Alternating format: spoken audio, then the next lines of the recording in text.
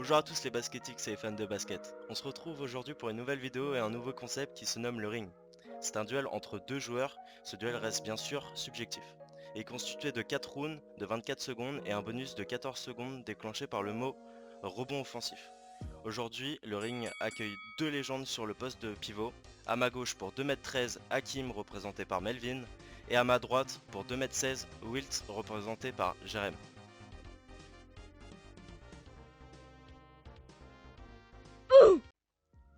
Jerem, tu choisis quel chiffre? Je vais choisir le chiffre 1. D'accord, c'est donc à Melvin de choisir s'il prend la main ou il la laisse.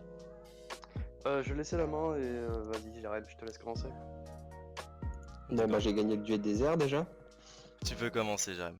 Round 1. Donc j'ai décidé de représenter Will Chamberlain. Donc Will Chamberlain déjà, que tu connaisses un minimum la NBA, tu connais ce joueur-là. Contrairement à Hakim où il faut vraiment être un peu plus personnel on va dire. Will Chamberlain a de nombreux records NBA, s'il en a plus de 70 à l'heure actuelle. Will Chamberlain c'est un dieu, c'est des plus grands athlètes de l'histoire et quand tu connais le basket, tu es obligé de parler de Will Chamberlain. Tu as fini ton round, Jerem? Bah j'ai fait les 24 secondes comme vous m'avez dit. Oui. Du coup, c'est maintenant à Putain, c'est Melvin bien. de répondre. Donc moi j'ai choisi Hakim. Voilà, en termes de record, c'est juste le meilleur contreur de l'histoire. En termes de record, ça se pose là. C'est un des joueurs les plus complets parce qu'il est aussi le 8e meilleur intercepteur. Pour un pivot qui soit aussi bon dans les contres et dans les interceptions, c'est tout à fait incroyable. Et il a réalisé un quadruple double, ce qui est vraiment. Je prends le rebond offensif, ce qui est vraiment aussi incroyable. Niveau complet, on est vraiment sur l'un des joueurs les plus complets. Voilà. D'accord, maintenant que vous avez fini votre premier round, c'est de nouveau à Jérémy. Tu peux passer à la deuxième phase. Round 2. Alors, ça me fait marrer un peu que tu parles d'Hakim en parlant de ses records, parce que comme je t'ai dit, Wilt en a plus de 70, et il faut savoir que Wilt était à une époque où les contres et les interceptions n'étaient pas comptabilisés. Donc de ce fait, il n'a pas pu effectuer de quadruple double, même si je pense qu'il a dû en coller quand même plusieurs, à plus de 10 comptes par match, ça a dû arriver quand même, au vu du bonhomme. Will Chamberlain, c'était un pivot moderne, il faisait 2m16, il était quand même très rapide. Je prends mon rebond offensif. C'est quand même un gars qui, pendant une saison, n'est jamais sorti avec 48,5 minutes par match. C'est le seul à avoir réussi un triple-double en 20 unités, donc 22 points, 25 rebonds, 21 passes. Donc c'est quand même assez fort quand même. Et oui, c'est fort.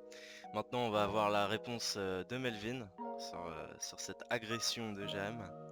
Et donc du coup, Jérôme, tu parlais d'époque, on est dans les années 90, j'ai pas cité la tonne d'excellents pivots qu'il y avait en NBA.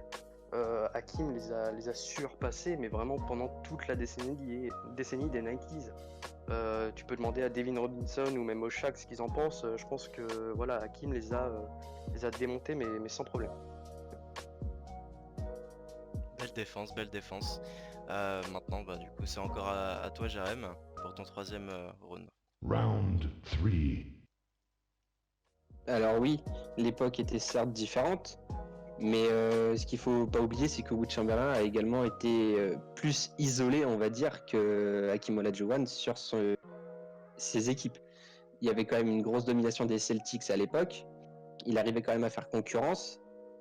Et il a quand même réussi à aller récupérer 2 titres malgré tout dans une époque où c'était assez bloqué. Et il a réussi surtout à contenir Karim Abdul-Jabbar.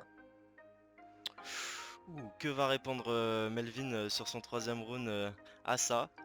On va le voir tout de suite. Ce qu'il y a, c'est qu'on oppose un joueur, donc oui, vraiment majeur dans les 60s et 70s, à un joueur quand même donc dominant dans les 90s et surtout qui a commencé le basket à l'âge de 14 ans au Nigeria.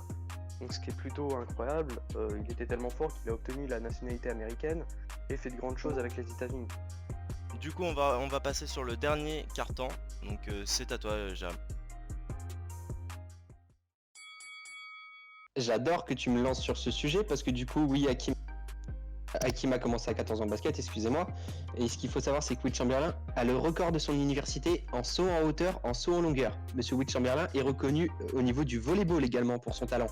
Donc excuse-moi, c'est un peu plus polyvalent que quelqu'un qui a commencé le basket à 14 ans. Alors oui, c'est bien, mais Will Chamberlain est un athlète largement supérieur. Dernière réponse pour Melvin, et là il va falloir tout donner à Melvin, parce que là il a donné un bon argument. Donc pour moi, ouais, Hakim, c'est vraiment le top player des 90s. Il est dans une conférence Ouest en plus qui est très dure à l'époque. Et même, il a réussi vraiment des années 80 où il est drafté en 84 jusqu'à la fin de sa carrière. Il réussit à être dominant et cela sur tous les joueurs. Maintenant que vous avez entendu les 4 rounds des différents opposants, vous pouvez maintenant voter dans les commentaires qui selon vous est le meilleur pivot. Et on se retrouve pour une prochaine vidéo sur Spin Move, la chaîne 100% basket.